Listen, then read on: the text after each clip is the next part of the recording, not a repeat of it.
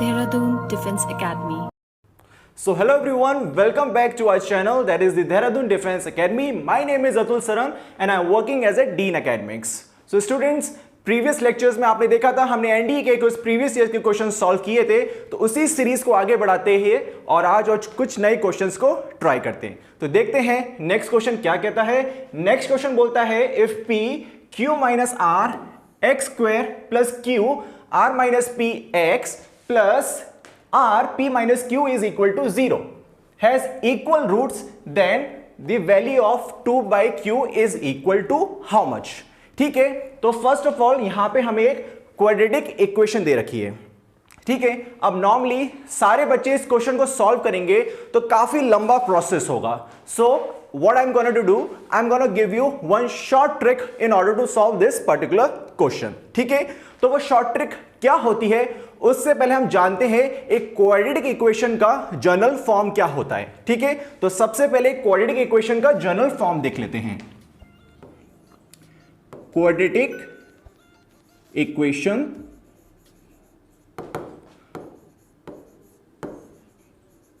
and the general form of this quadratic equation, इसका general form होता है a x square plus B X plus C equal to 0 provided a is not equal to 0।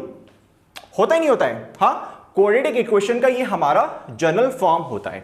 ठीक है, अब मैं यहां आपसे पूछूं what is the coefficient of X square, then what would be your answer? हाँ, your answer would be the coefficient of X square would be D A. Okay, और अब मैं आपसे पूछूं what would be the coefficient of X, what would be your answer? Your answer would be B, isn't it? And if I ask what would be the constant over here, then what would be your answer? Your answer would be the constant would be equal to C, isn't it? Okay, so the short trick over here is that if I add the coefficient of x square plus coefficient of x plus constant c, and by adding these three numbers, if the addition come out to be 0, then in that case the roots of that particular equation would be 1 comma c by a. Let's see how is it possible. Okay, for example, a plus b plus c equal to 0. Okay, then what would be the roots in that case? The root in that case would be 1 comma c by a. And what is the meaning of c by divided by a over here? C is the constant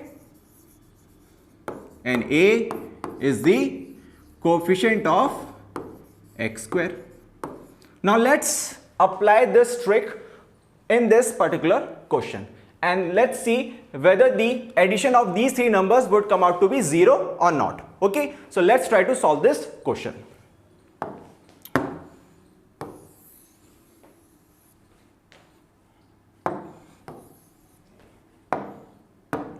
Okay, so the coefficient of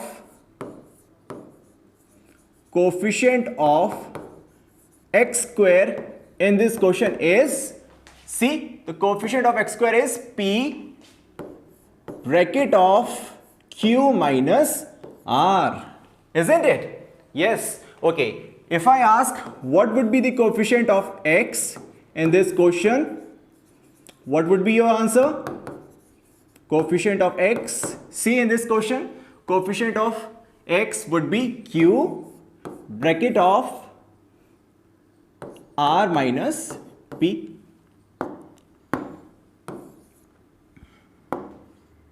isn't it?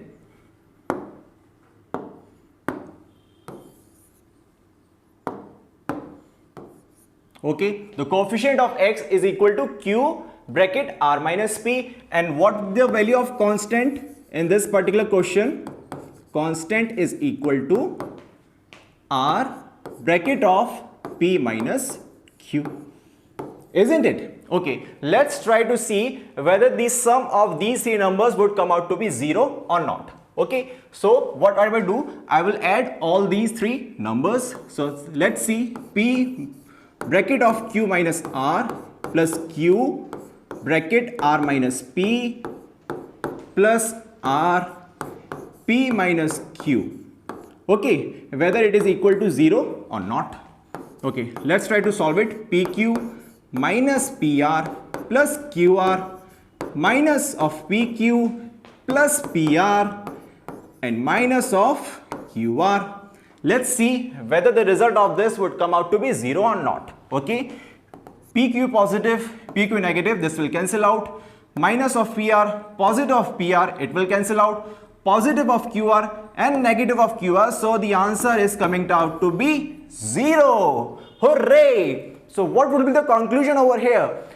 That means that the coefficient, that the sum of the coefficient of x square plus coefficient of x plus constant is coming out to be 0. So we can directly say that the root of this particular equation would be, what would be? 1 comma c divided by a. Okay, what is c over here?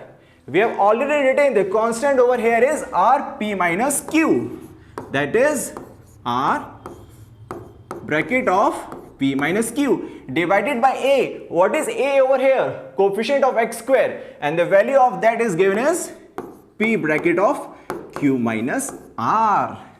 So these two are the roots of this particular equation, isn't it? See, the next condition is given in the question. It has equal roots. So what does it mean? Equal roots का मतलब क्या होगा?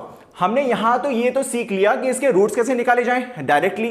सी exam में आपको ये पूरा solve नहीं करना है, ठीक है? ये मैं आपको बता रहा हूं सिर्फ समझाने के लिए. जहां आप एग्जाम में क्वेश्चन देखोगे, इनके कोफिशिएंट्स को ऐड करना, सम 0 आ जाएगा, डायरेक्टली उसके रूट्स निकाल दोगे 1 कॉमा c बाय a.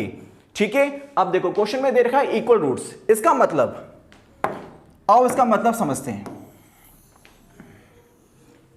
देखो, हमने रूट्स तो निकाल लिए.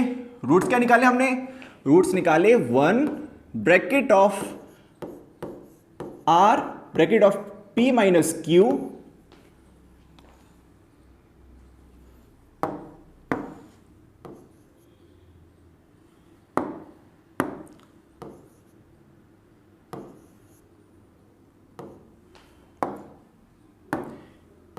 p minus q divided by p q minus r.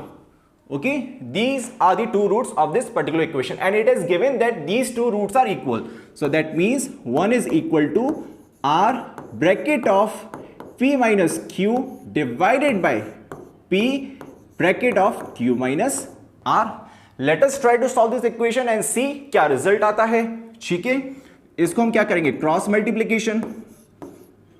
p bracket of q माइनस r p माइनस q. इन ब्रैकेट को ओपन करेंगे, क्या रिजल्ट आएगा? P Q minus of P R equal to R P minus of R Q. होगा नहीं होगा? इस नेगेटिव पी आर को इधर ले जाओ, इस माइनस आर क्यू को इधर ले जाओ, तो हमारे पास रिजल्ट क्या आएगा? P Q plus Q R P plus R P. आएगा नहीं आएगा? बिल्कुल आएगा. अब देखो इसके बाद का रिजल्ट क्या आएगा? P Q plus Q R is equal to twice of P R. कुछ अंदाजा चल रहा है कि अपन इस रिजल्ट के पास पहुंचने वाले? कुछ अंदाजा लग रहा है आप लोगों को? लग रहा होगा बिल्कुल. आगे सॉल्व करते हैं इसको. ठीक है, यहां पे कॉमन क्या ले सकते हो? कॉमन यहां ले सकते हो क्यू ब्रैकेट में p plus R is equal to twice of P R. हाँ, अब देखो हमें रिजल्ट में क्या बोल रखा है? हमें निकालना है 2 बाय क्यू. इसको मैं कैसे ले सकता हूं? q को इधर ले जाऊं और pr को इस तरफ ले जाऊं, तो मेरे पास रिजल्ट क्या आएगा? p plus R divided by P R is equal to 2 by Q. आएगा नहीं आएगा? बिल्कुल आएगा. इसको आगे कैसे सॉल्व करोगे? देखो, p divided by P R plus r divided by P R is equal to 2 by Q. यहां से p से p कटा और r से r. सो हमारा आंसर क्या आया बच्चा लोग? 1 by R plus 1/p is equal to 2/q। बताओ ये ऑप्शन में है या नहीं? बिल्कुल है। कौन सा ऑप्शन है? So option D is the correct answer. Okay, next question. अगला क्वेश्चन है if tan a minus tan b is equal to x and cot b minus cot a is equal to y, then what is the value of cot a minus b? जैसे कि बच्चे लोग, मैंने कि आप लोगों को फर्स्ट वीडियो में बताया था कि हमारे पास ट्रिग्नोमेट्री में 3 रेसिप्रोकल ट्रिग्नोमेट्रिक आइडेंटिटीज होती हैं। वो कौन कौन सी होती हैं? साइन को हम किस फॉर्म में लिख सकते हैं? कोसेक की फॉर्म में। टेन को किस फॉर्म में लिख सकते हैं? कॉट की फॉर्म में। और सेक को हम किस फॉर्म में लिख सकते हैं? कॉस की फॉर्म में। तो उन्हीं आइडेंटिटीज का यूज करके आइए हम इन क्वेश्चन को सॉल्व करते हैं। तो क्वेश्चन बोलता है tan a minus tan b, tan a minus tan b is equal to x, isn't it? इस tan a को मुझे कॉट फॉर्म में लिखना पड़ेगा, तो मैं कैसे लिखूंगा? 1 upon cot a minus of, अब tan b को भी मुझे कॉट की फॉर्म में लिखना पड़ेगा। जैसे कि आपको मैंने बताया था ट्रिग्नोमेट्रिक में हमारी 3 रेसिप्रोकल आइडेंटिटीज होती हैं। तो tan b को अगर मैं कॉट b के फॉर्म में लिखूंगा तो कैसे लिखूंगा? 1 upon cot b is equal to x, isn't it? अब नेक्स्ट स्टेप क्या होगा? अब मुझे लेना पड़ेगा यहां पे कॉट a और कॉट b का एलसीएम। देखते हैं एलसीएम लेने के बाद हमें क्या रिजल्ट मिलता है। एलसीएम लिया मैंने cot a multiply cot of b। LCM लेने के बाद मुझे न्यूमरेटर में क्या मिलेगा?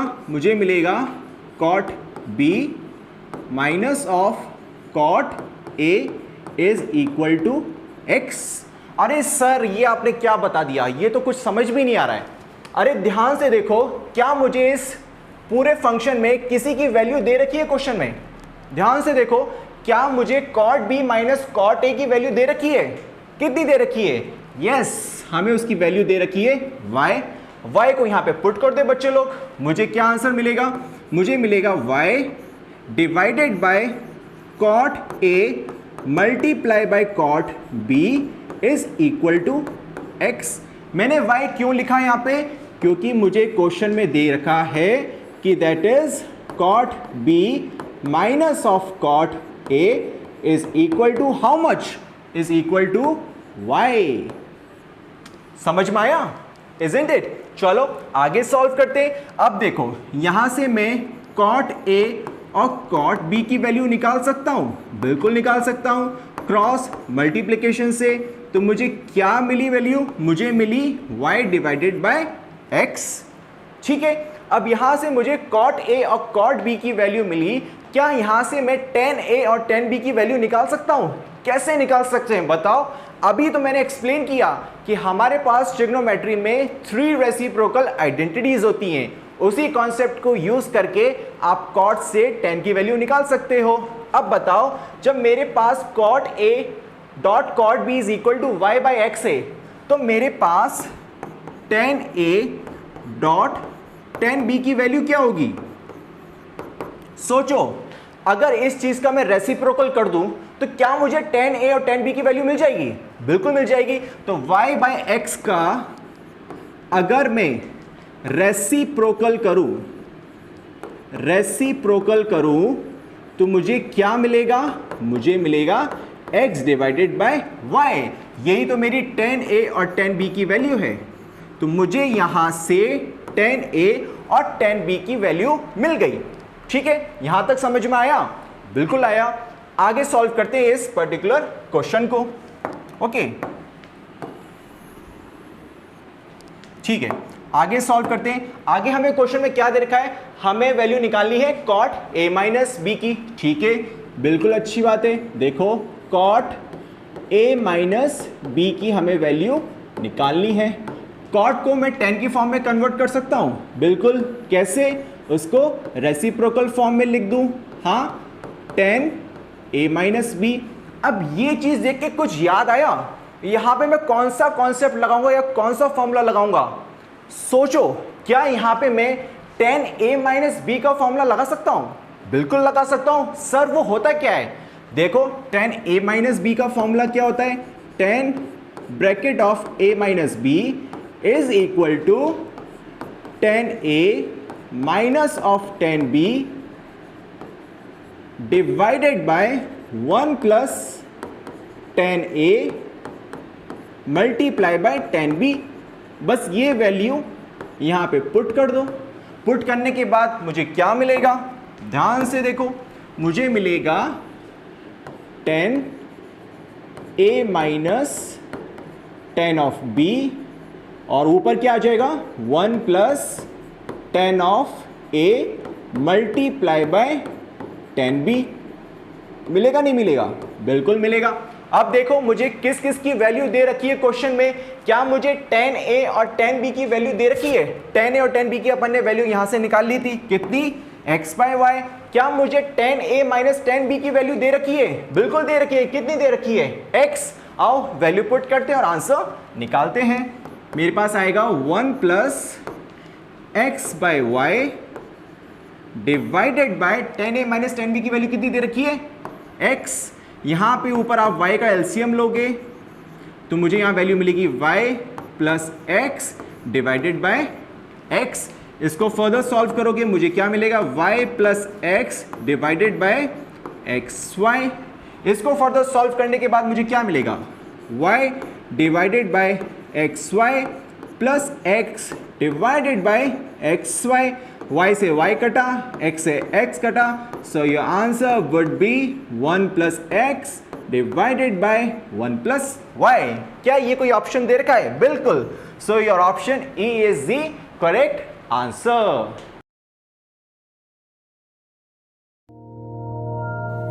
Dehradun Defense Academy, where excellence is the only aim.